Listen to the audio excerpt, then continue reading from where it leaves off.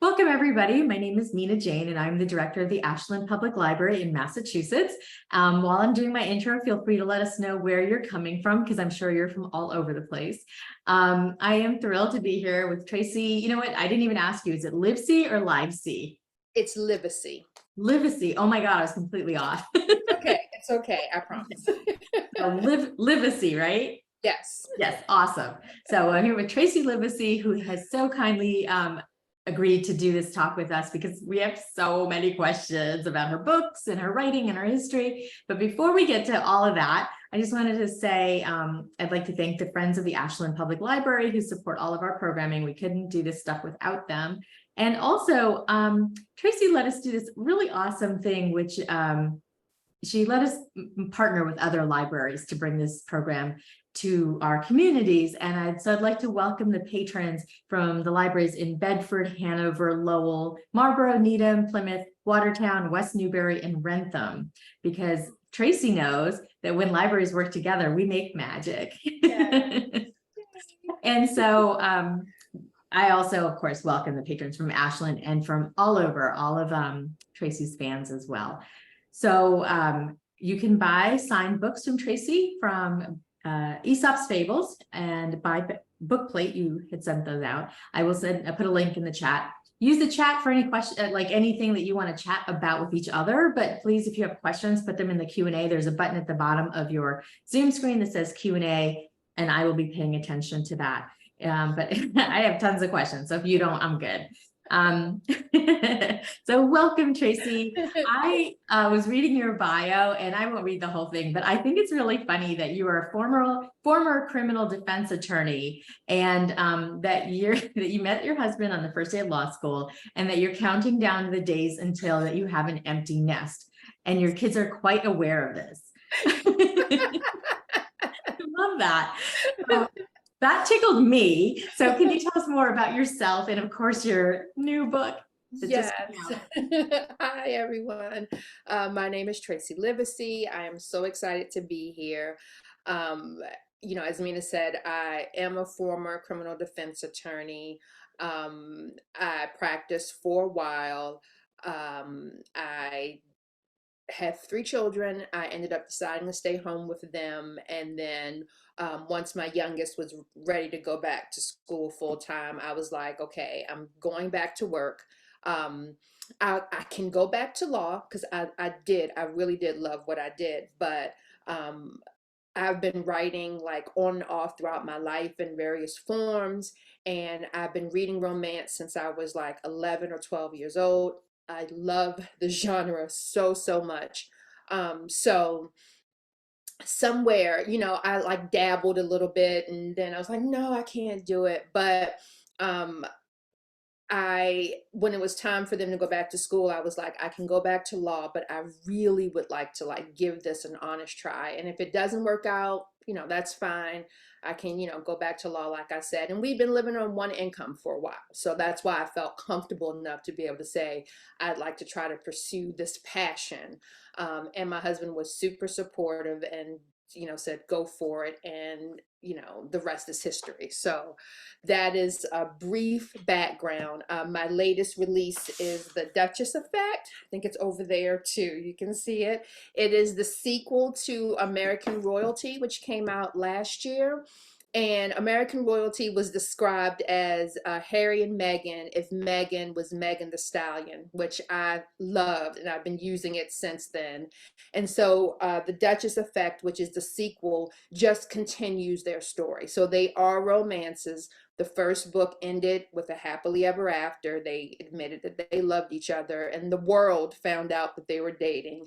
And so now the second book is essentially the world knows, everyone knows, the spotlight is intense. Can they make this relationship work? And that's sort of what their journey is in The Duchess Effect. Yes. And I think I'm pretty sure that American Royalty was like on like the top list of every list last year, because it was just so creative and wonderful and heartwarming and real to life in some, you know. Yeah, I tried. Yeah, well, it's a It's a tough act to follow, Meghan and Harry, but you did all right. So let's dig into you a little bit first before we talk about the book. So let's start with, have you always been a reader? I have always been a reader.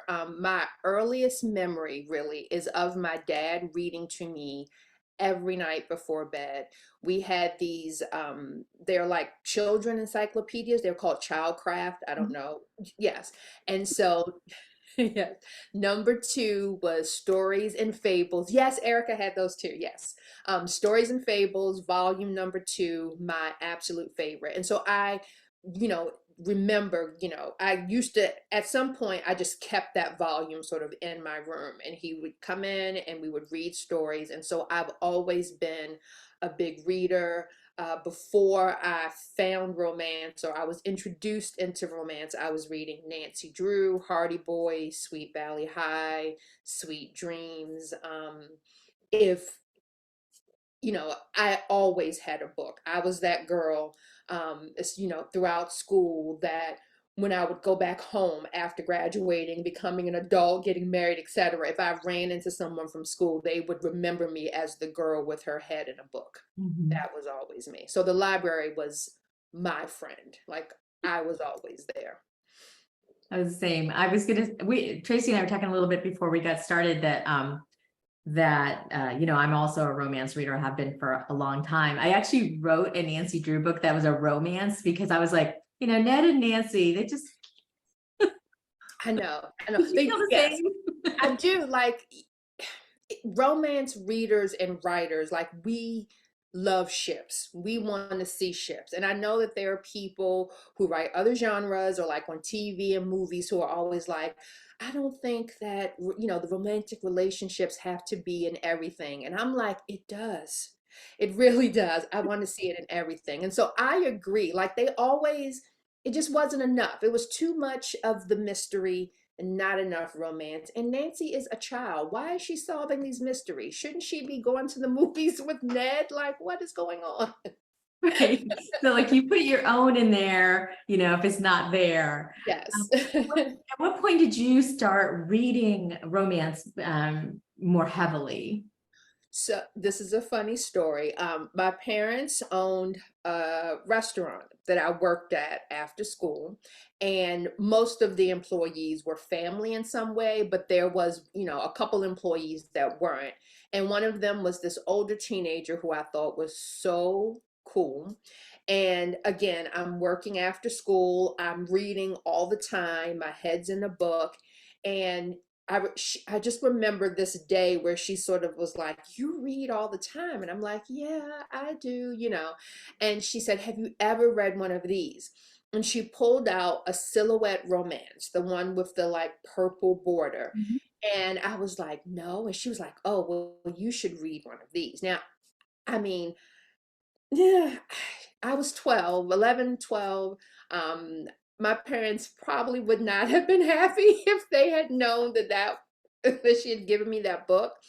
But I was like, okay, because again, I read any and everything I could get my hands on. And I think I was about two chapters in, and I was like, this is the best thing I have ever read in my life. I mean, I wish I could explain like that feeling of finding something and you're just like, oh my gosh. And it changed my life. What I remember after that is we lived in a very small town in Virginia. And so like once or twice a month, my mom would go to this flea market, and I had gone with her quite a few times. But the time after I had gotten this romance novel, we went, and for the first time, I noticed that a lot of these stalls were selling those Harlequin silhouettes for like 25 cents a piece. And I had a job where I was paid the hefty sum of $15 a week. So I was like heaven. Like, I had a backpack, and that is the beginning of me reading romance. I read heavily all throughout high school, all throughout college. Law school, I had to slow down a little bit because the reading there is quite like immense, and thick. But yeah, from the 11 to 12 through college, I was heavy into romance. Absolutely. And um like I said, it changed my life so much that I actually dedicated my first book to Angie, who was the woman who gave me the romance, because it changed my life forever. And what appealed to you? I mean, like you were 11 or 12 as you got older, Yes. as you got older and more into the books, like, what appealed to you about them that made you want to write them?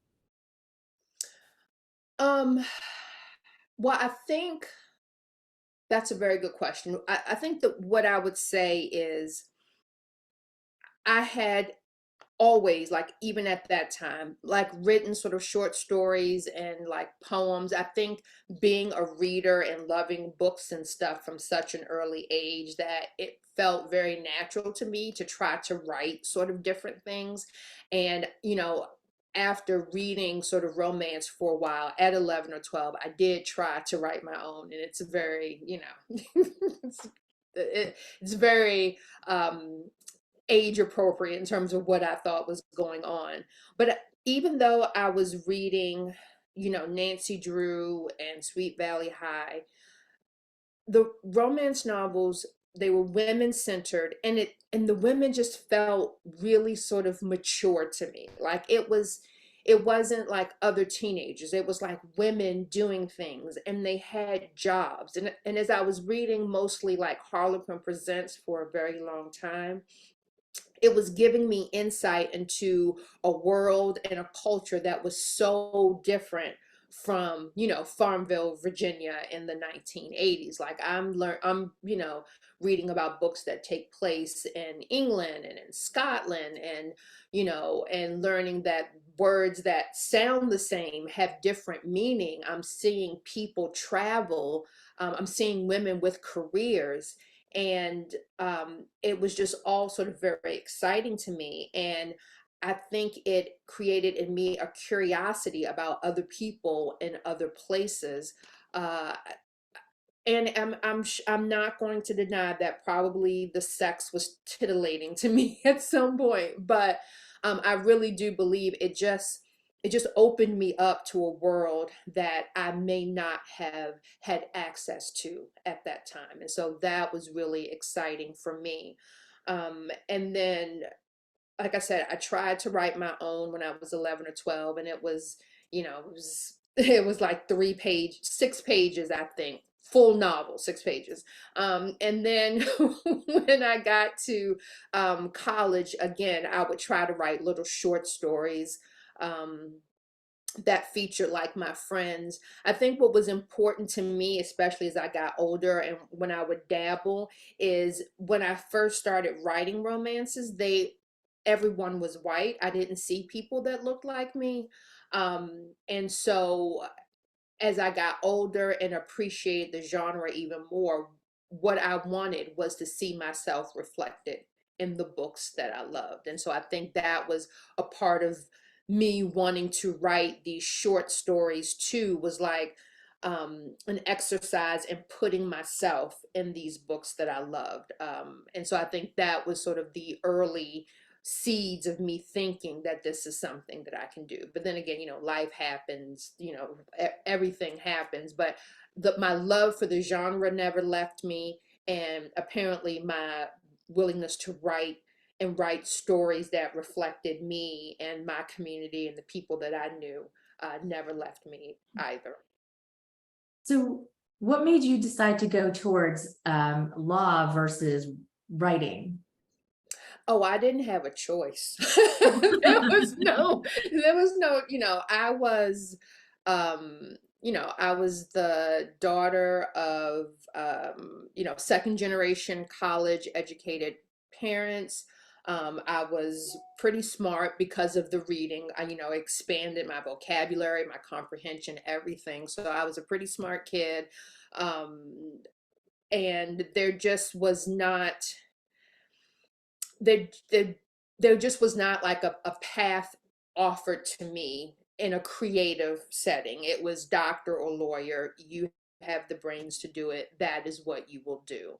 And so that is what I did. I thought I could be pre-law, and organic chemistry told me no. I mean pre-med, but organic chemistry said no, no, ma'am. So,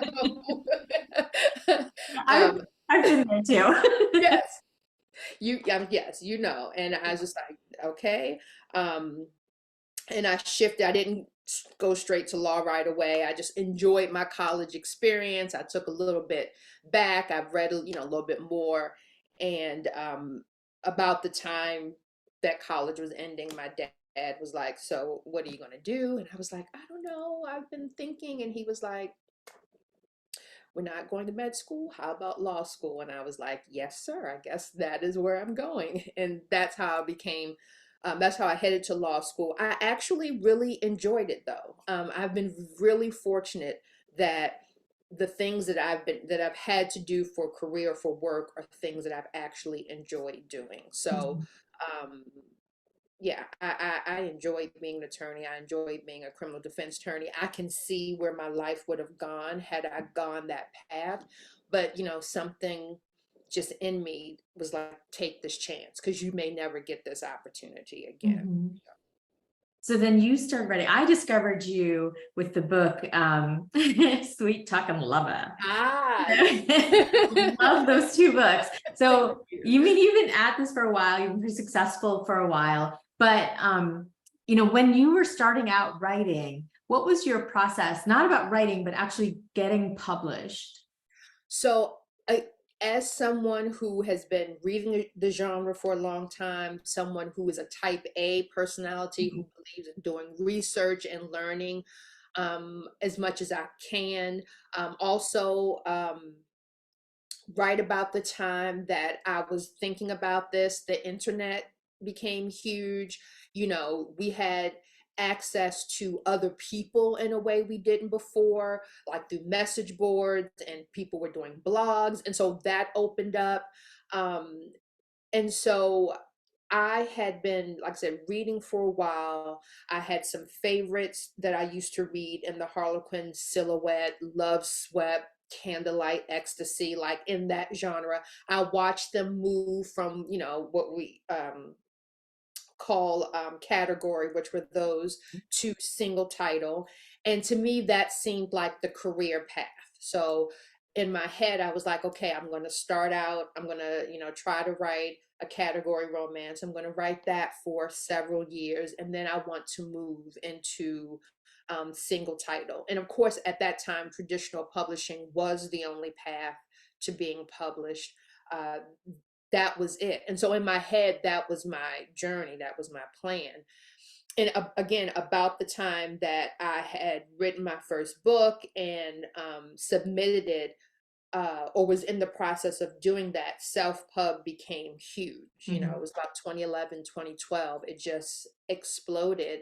And it opened up, again, access for people to be able to publish what they want to publish. There were no gatekeepers, and that was especially sort of seen as a positive and good for authors of color who had traditionally been kept outside of traditional publishing. But in my head, the path was always this and this. I think you can see a pattern. Like, I'm very, like I said, type A, and this is the way we're going to go, then this is the way we're going to go. And so, even though I could hear people talking about this new publishing model, there was a lot of skepticism in the beginning, of course. For me, it was like, this was the plan that we made, and this is the plan that that I want to take. And so um, it was not. I wish I could say it was difficult. I know there's people say it's difficult, and I had a whole bunch of rejections. The truth is, I think sort of the preparation of reading for decades, having written a lot, understanding sort of structure from not only law school, but I took some creative writing classes in college as well, and then my own research kind of helped make that journey to being published not as hard, right? Because I wrote the book, I knew what I was targeting when it came time to find an agent. Like, I did my research and found one who was representing what I did. And I think all of those things sort of the minimize the chances of you being rejected. And Mhm. so I was able to, write my book, find an agent, and get a contract, all probably within the space of 18 months, I want to say. Um, Wow. but I spent, again, before I even like wrote that book and tried to find an agent, I spent about a good year just going to my local RWA chapter, listening to our speakers, learning about craft. Like, I did put the work in before the time came. But yeah, Mhm. it was pretty sort of seamless transition. Good. I'm so glad. I just want to take a quick break to say I love your shirt. Oh, And I want to remind everybody that you can put questions in the Q&A. There's a button at the bottom of the Zoom screen, and I will ask Tracey those questions interspersed with mine. So now we have a little history. But I do want to ask about the timing, because to me, 2011, 2012 was really around the time that there was I feel like there was a huge opportunity for people, authors of color, to get some recognition and to be published and to get, you know, have people put their eyeballs on their books. So were you seeing that in the author community where you were, like you said, you went to RWA and things like that? Were you seeing that, or was that sort of not visible? it it was visible to some extent. I mean, there were obviously authors who were doing well, who were published, that I could reach out to and ask, questions about, how they did it, if they had any advice. Um, but there was also kind of this idea um, that there wasn't a lot of us, right? There was still this idea that there was the table and they had let some people sit at the table, but there were only, a certain number of more seats at the table. And I really was interested not only in getting published and getting a seat at the table, but sort of being like, why can't there be more, right? Like, that was part of it too, as we were submitting for publishers and editors, this idea that, well, this story isn't like the other stories that we see, and can you make your story like other stories? And it's just like, I can't write the Black experience that's going to be everyone's Black. Like, you shouldn't even ask me to do that. Like, I'm just trying to tell like this story from this point of view, the same as my fellow authors. And again, if we open the door, we allow more seats at the table, then you will get more voices and more experiences. And so it felt at that time that um there was kind of an understanding that might have to happen. So people were thinking about it, and publishers were open to having more than one Black author, or, be in a specific line, but it was still very, very early Mhm. days. I mean, I think the one thing that self-publishing did was show that there was a market for more. And so as traditional publishers started to see that there was a bigger market, that there were people were willing to read more and more widely, they were willing to then um, open the door and offer a chance to people that they traditionally would not have offered chances to, Mhm. for whatever reason. Yeah. Well, for me as a reader, and people can certainly comment on this, it feels like it was around 2011, 2012, Barack Obama was coming into office, things like that, that I felt like there was a switch. And a lot of my favorite authors of color really started rising at that time. So now that you've been in it for more than a decade, do you feel like it's where it needs to be, or is there still place at the table that needs to be made?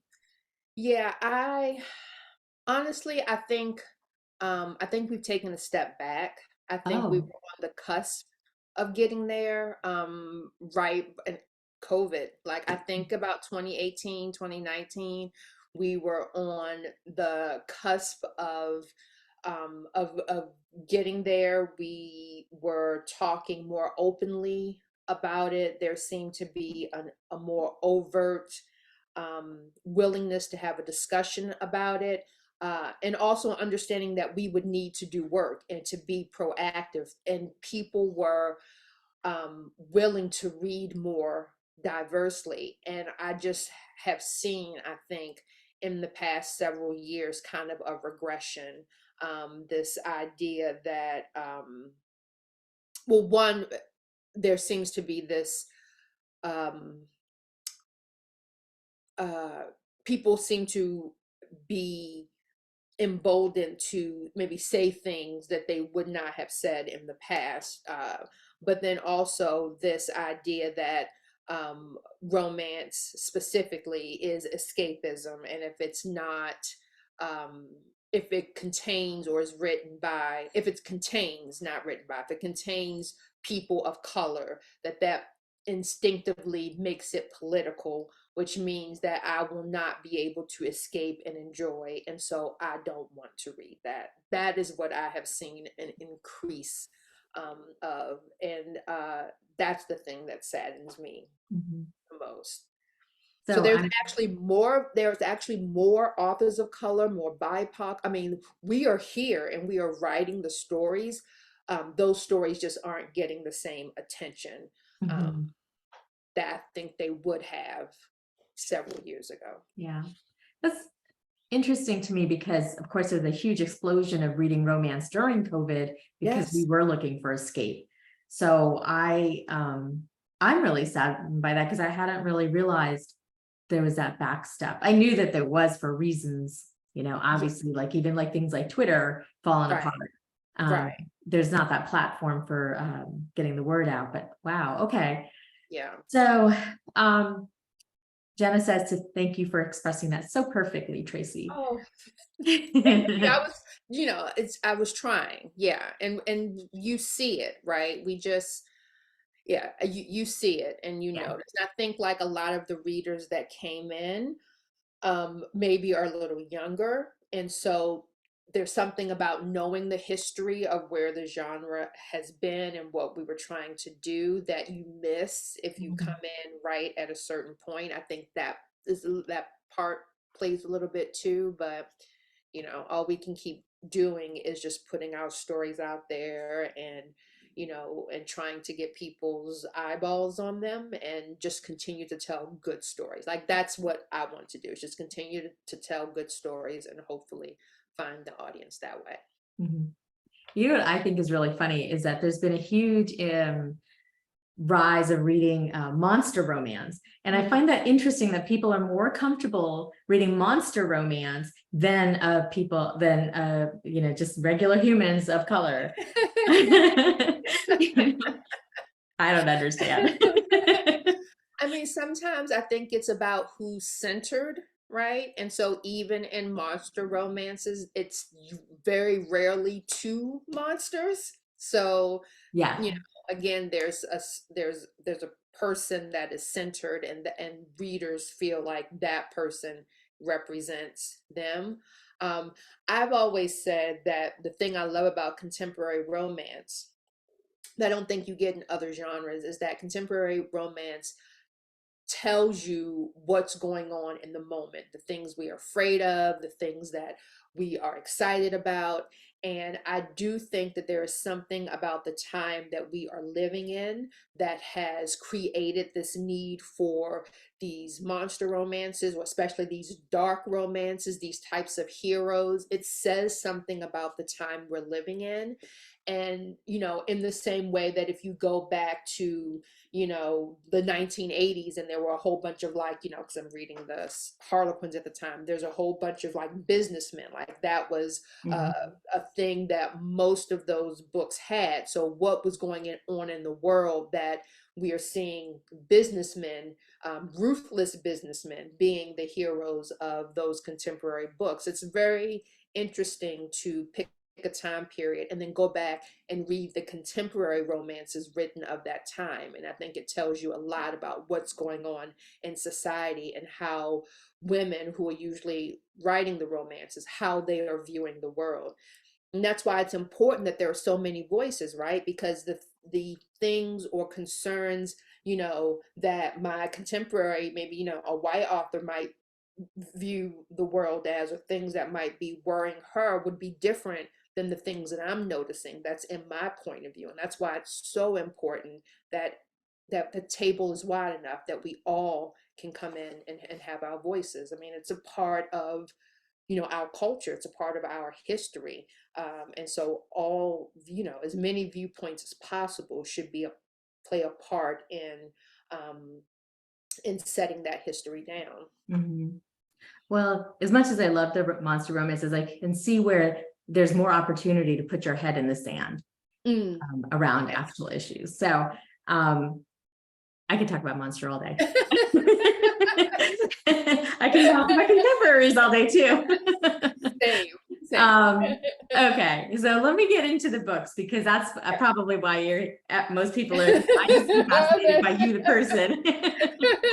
Okay, so your tagline is award-winning contemporary interracial romance writer. So how did that come about, that your books are known for having interracial romances? It came from the thing that I was talking about earlier about seeing myself reflected. You said earlier, I met my husband on the first day of law school.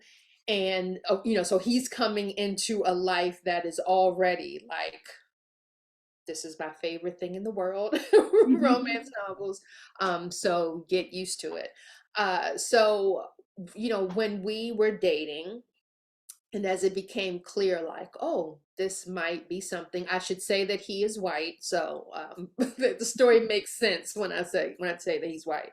But as we're dating and going through law school or whatever, and I'm realizing that this is something, and something serious. I was like, oh well, let me see, let me find a romance that's sort of like where we are in it, that's sort of, again, seeing myself in the books and the genre that I love.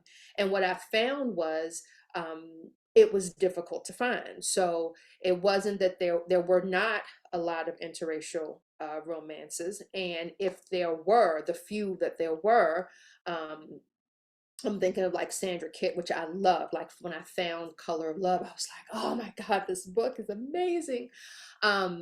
So, that there were some people who were writing interracial stories, but what I found is that in those stories, the conflict was the race.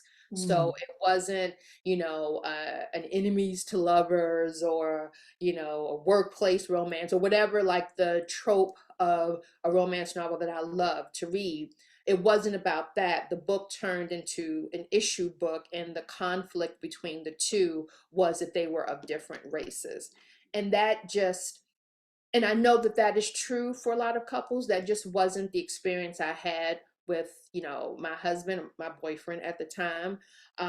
He was he was a dude who did like man stuff that made me, angry, and we would clash over those types of things. And we didn't shy away from race conversations, but it wasn't the thing that was going to be the conflict that would end us, if that happened. So I just wanted to read a romance that I loved, and just happened to have the heroine be Black and the hero be white, and they have a happily ever after. And so I found that difficult to find.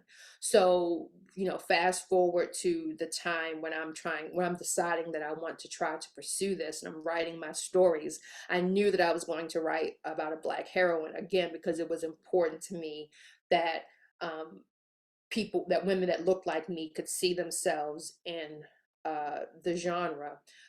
And for that same reason, I was like, I want to represent sort of the relationship that I knew. And I could not be the only person in an interracial relationship looking for these types of books. And so I made that decision early on. Now, this again was like 2010, 2011, 2012. And I was asked several times, can you make them both the same race? Do they it wasn't the way it is now where you see it a lot. And I said no. But I was able to say that because I sort of knew what it is I wanted to do. And also, again, like, I love writing these books, but I also realize that I am doing something with my books, right? It's not just about writing the story. I do believe that I'm saying something, that I'm putting something out into the world, and I want it to represent what I wanted to represent. And so it was important enough to me that if people had said either you change it or we don't publish, then, then it's back to the law. I go, because that's sort of what I wanted to write. And that's how, I got here. And obviously, over the years, it's gotten a bit easier. And as you say, I'm sort of building a brand. And so now at this point, people sort of know that's what you're going to get. But what I hope they get from my books is, again, it's a romance, and both characters are well aware of who they are, race they are, the lens they see the world through, absolutely. And they have those discussions, but it's a romance novel. It's two people who fall in love through other obstacles along the way. And that's what I like to read. So that's what I'm writing. And they have sex. And they have sex. Because people have sex. They do. And they have sex, yes, not behind the door. So I guess we should say that these are spicy. My books, yeah. From the first one, they are spicy. Yeah. I love it. So just like one question in the Q&A is, do you have any advice for someone who wants to write a novel? Because I'm going to get back to your books in a second, but I thought this is a good place to ask that question. I do. So the first thing I would say is know what it is you want to write. You are asking, again, a type A person. You are asking a planner. You are asking a plotter. So I do believe in sort of like knowing what you're doing. I am not a writer that sits down and lets like the muse come to me and guide me. And I know that there are writers that are like that. And so if that is your personality, if that's sort of like how you like move through the world, then my advice to you would be to then sit down, let the muse come to you, and actually complete the book. Like, that's the first thing I would say. That's what I would say if you are a person who is just sort of, who is inspired and guided by like just letting things happen. If you're a person who plots or plans, my advice to you would be to know what it is that you want to write before you sit down and write it. Because I do think it's really important to know like where you're going so that you don't like waste the time. That's how I think of it. But again, that's my sort of personality. If you want to write a novel, what type of novel do you want to write? How is it classified? Do you read widely in whatever genre it's classified? If you don't, you should start doing that. And if you do, how is the story that you are thinking about, how does that fit into that category? Because that might not it might not play a role in the drafting, but it's going to play a role on the other side. And again, sort of like what you want out of it also matters. So if you want to be published, I do think it's important to think of those things. But if you just want to write for the joy of writing, just sit down and write and have a good time. So let's get to American Royalty, because I can talk about all of your books, but we only have 20 more minutes. So American Royalty and the Duchess Effect. So what was the timing on these books? I know you get this asked this all the time. Like, did Harry and Meghan already have a relationship and that kind of sparked an idea for you? Or You were like, wait a minute, that was my idea. Yeah, no, no. So what's really funny is I wanted to write a royal romance years ago. Mhm. About I think it would have been my third book. So I want to say about 2014, 2015, I wanted to write a royal romance. Now, obviously, I write interracial. Um, so when I told my agent my idea and we passed that on to my editor, sort of like the note that we got was people aren't interested in royal romances at the time. So it was just like, okay, and again, it is a way of sort of like how I would write um, royal romance. So I was just like, oh, okay, fine. So we put that to a side. And then a couple years later, Harry and Meghan started dating. And I remember being in the grocery store and seeing a People magazine and seeing the little header that was like, meet Harry's new girl or whatever. And of course, I knew who she was because I watched Suits. So I was like, oh my gosh. So I remember taking a picture of that and sending it to my agent and being like, I bet they wish we had, wrote that, they let me write that book now. Um, so I had wanted to write a royal romance, but it wasn't the right time. I remember I remember being up and watching Harry and Meghan's wedding.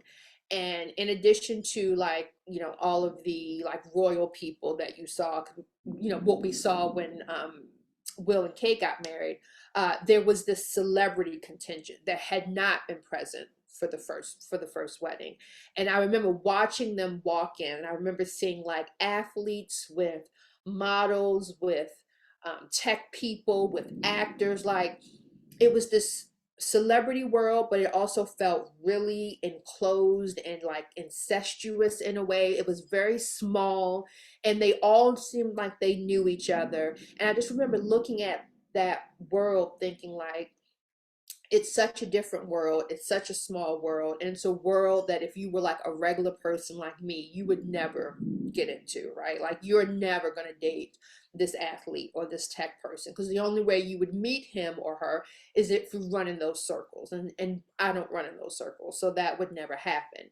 But I thought the idea of writing a series of romances that took place in that world, right?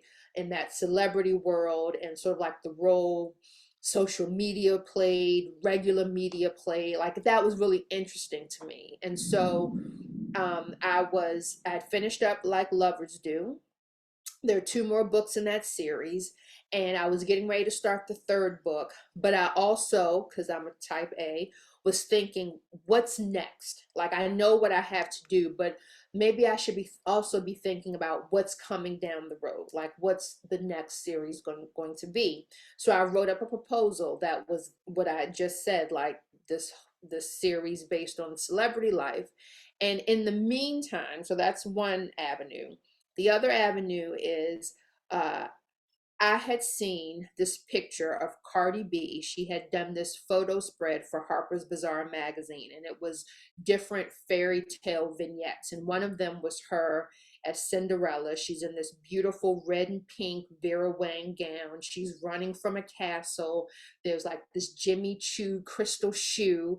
And I saw that picture and thought it was gorgeous. And then someone on Twitter tweeted that picture and said, where is my Prince rapper romance? And it's like, oh, that's really interesting. I never would have thought about that. So, and that had been, I think, maybe about 2018, 2019. So now it's 2020. I'm thinking ahead. What am I going to do after this series? And so I wrote up this proposal about this celebrity world, and I was like, book one could be a book about like an actual prince and a rapper. And I referenced the thing that I just told you, and sent all of that off to my editor, and thinking that if they liked it, they would be like, okay, we can look at that for several years later. And my editor got back to me and said, I love that idea, and in fact I want it now. Like, stop Girls Trip and write this right now. And I was like, oh, okay, I guess that's what we're doing. And so that is what I did. It was supposed to be, again, a series. So the first book was going to be Dani and Jameson. The second book was probably going to be like Reese and Nyla. The third book probably would have been another, couple, in the way that I have written my entire career. But halfway through writing the first draft, I was like, their lives are so big, so huge, and complicated. There's no way I can tell their complete story in one book. They don't even meet until like the 40 or 45% mark in the first book, because I'm trying to set up the world and set up their motivations. There was no way that I was going to believably complete their story in like half of a book. And so once I knew that, I went back to my editor and said, I think I'm going to need another book, and for the same couple. And she said, okay, write it that way and we'll see if it works. And it did. So for the first time ever, I knew the way I was writing that and the way I ended it, I knew that I was going to have at least one more book with the same couple. Mm-hmm. So actually, Erica asks, will Dani and Jameson's story be a trilogy now, or a 4-book deal? And will Bryce and Nyla get their own book at some point? So the contract initially was just for 2 books, which is at the time is sort of what they were doing. It's how Girls Trip was. Like, even though we knew, there's 4 friends, the contracts were 2 books, 2 books. And so this contract was 2 books. It's a business. And so the answer to that is, because I'm traditionally published, it's not really up to me at this point. It's how well the books do. And if the books do well enough, I think that they will consider a 3rd book. Do I know the 3rd book? Yes. Excuse me. I have in mind either a full 3rd book that would complete Dani and Jameson's story, and then I could write Reese and Nala's book, or I could in some way maybe write a 3rd book that is majority Reese and Nyla, but also give glimpse into Dani and Jameson. I would have said that before this book came out, I wasn't quite sure if there would be a 3rd book, but I think the response to this book and the increased response it's brought in American Royalty might mean that I might get a chance to write a 3rd book. So I'm excited. Well, Carrie and Jenny are advocating for a Carrie book as well. So I think you're just gonna have to keep going on. Calanthe. Oh, Calanthe. Yes, I know. I kind of tried to hint that Calanthe is like in a little relationship anyway right now. Like, that's her whole, I don't want to spoil anything for people who haven't read The Duchess Effect yet, but in my mind, where she ends up, she is in a relationship, but I am not opposed to bringing that more to the forefront, especially if I get a 3rd book where I can focus like specifically on Dani and Jameson. I definitely can see bringing that into it too, because I have heard that quite a bit as well, which surprised me. I didn't think people would be that interested, but they are. So it's wonderful. We readers are very demanding. Yes. I don't know. I am too. So I have to put out this sort of observation that I've had, that I feel like the Girls Trip books were really popularized because of word of mouth. Like, I heard about them from so many other authors. That was pretty amazing. But the Duchess series, I feel like, really was the publisher putting it in front of like our eyeballs and really supporting it. Did you feel that as well? Absolutely, 100%. That's why like publisher support makes a difference. I mean, it really does. No, No, well, not no. Most books that you see a lot that is out in the world a lot that are that's traditionally published is because they have been pushed by their publisher. So it's very, very important. What's really funny is I've often felt some, especially in my last three series that I've been sort of like a little bit behind the curve. And so my first series with Avon was when they were doing e-series, right? So it was like their digital first imprint. That's how a lot of us were getting our chances in traditional publishing. And so my first series with them was digital first, although there was a print run. And about the time that those came out, um, mass market took off. Contemporary mass market took off because contemporary was not doing as well as like historical for a while. And then suddenly there was a surge of interest in contemporary romance, and those books were in mass market. And so the mass market books were getting a lot of attention, and I was in like digital first, and I was like, oh, if I could just make it to mass market, oh, it'd be great. And so after that series, for the girls trip series, they said, okay, we're going to put you in mass market. And I was so excited. I was like, yes. But then at the same time, they were testing some contemporary authors in trade. And Mhm. so then trade took off. And so I, have my books in mass market, but everyone is, trade, Instagram is getting big, people wanting to take pictures of trade books. And I was in mass market, and I was like, oh, and so I think, with this series, this concept, they were like, those are going into trade. And I think my publisher really believed in them and thought that they could they could reach a wide audience. And I think that that's why they were, willing to sort of put that support behind this series in a way that I hadn't seen in the other series. But to me, it's all good because hopefully people find these books, enjoy them, and while they're waiting for whatever comes next, may go back and try my, the books on my backlist, which are, all, if you like these, you'll love them, I'm sure. It's true. I'm I was telling people from my own experience. And Amanda says that if you write it, I'll read it. You choose, you do whatever you want. Which is I would true. love to. I would love to. If it was up to me, I would write a third book that was exactly that, the royal wedding, like how that happened, all the stuff around it. I have ideas. That's what I would like to do. So we'll see. Well, who would, or was it already, who would design her book, her wedding gown? Well, that's a very good question. I think that what I would do is pick somebody fictional. So there is a designer that she has been wearing in both books that's like a fictional designer, and I would probably have that person do it. Because I think that's better than trying to pick an actual designer and then having people look and be like, no, or yes, or whatever. I would just make up a designer, and then that would be it. Um, Mhm.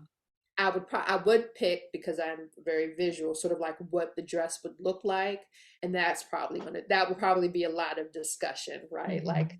is that what she would wear? I picture something different. I don't know, but that's what I would think.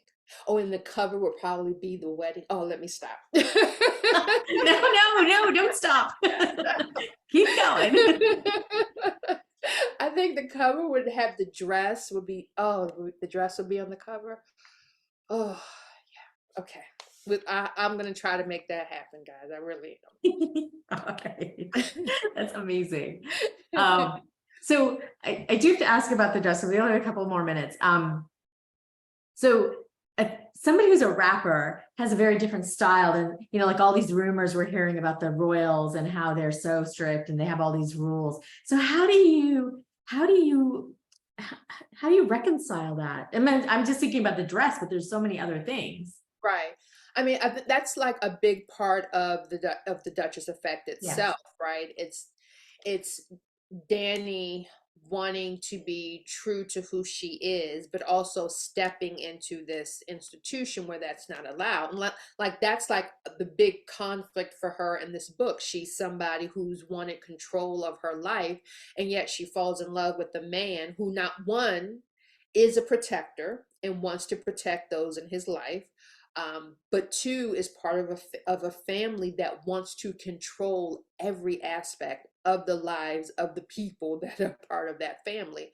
And so how does she reconcile that? And so my thought was, as I was thinking about Dani, and especially like dressing Dani throughout the book, which was one of my favorite things to do, was that Dani would say, I want to be me, but I am mindful of the space that I'm in.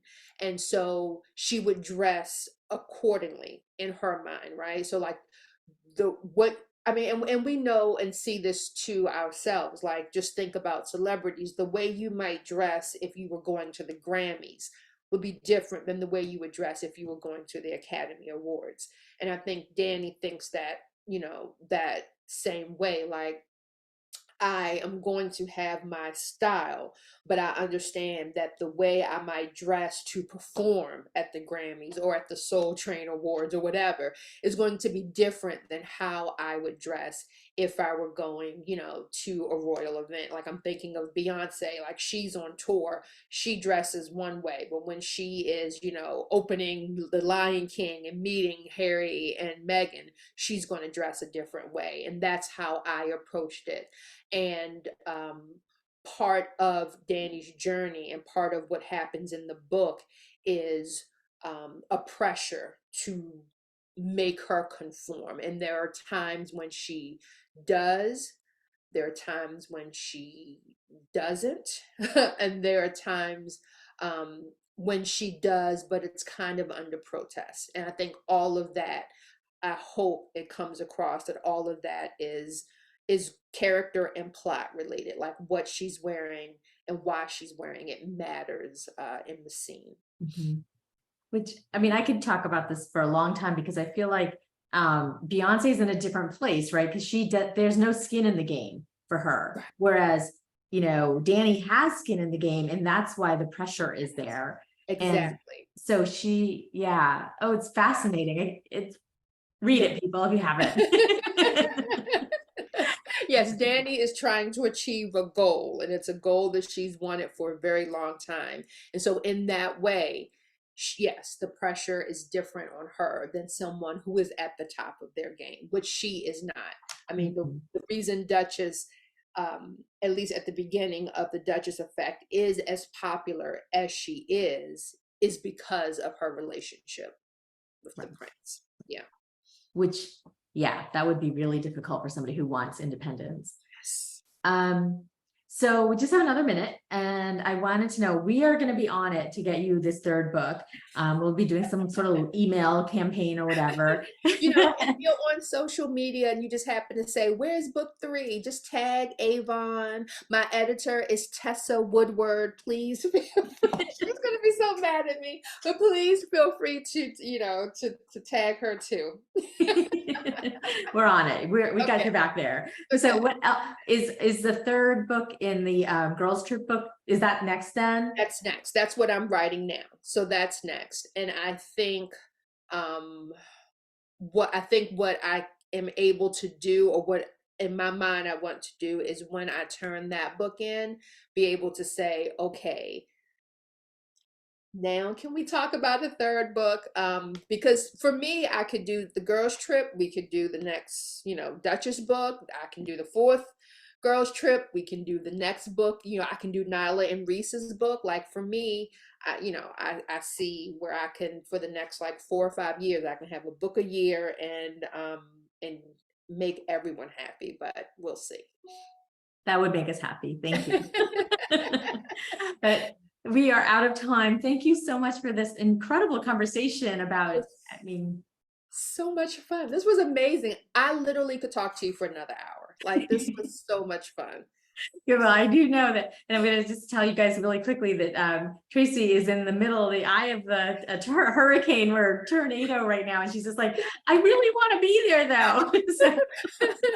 When we logged on, I was like, see, it didn't even happen in the middle of our talk. Could you hear it? It started. I was like, oh, just please, like, just don't cut off. So I'm glad it held up. It did. And, you know, you didn't even have to knock on wood or anything. All work. I No. didn't have to do the soft shoe.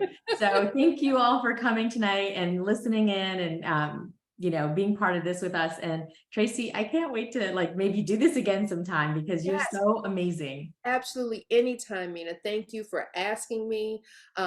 This was not like originally planned. We were talking about something else, and Mina was just kind of like, if you ever, and I was like, girl, that's nothing but a word. I will be there. So I would love to do it again. Thank you all for coming out and sitting and listening to us chat. Really do appreciate it. I really do. Thank you so much. Right. And don't forget, you can buy signed books by Tracey from Aesop's Fables. I'll put that out in an email afterwards. But Tracey, have a safe and wonderful evening. Thank you. And I'll be in touch soon. Okay. Bye, Mina. Bye, guys. Thank Bye, you. everyone.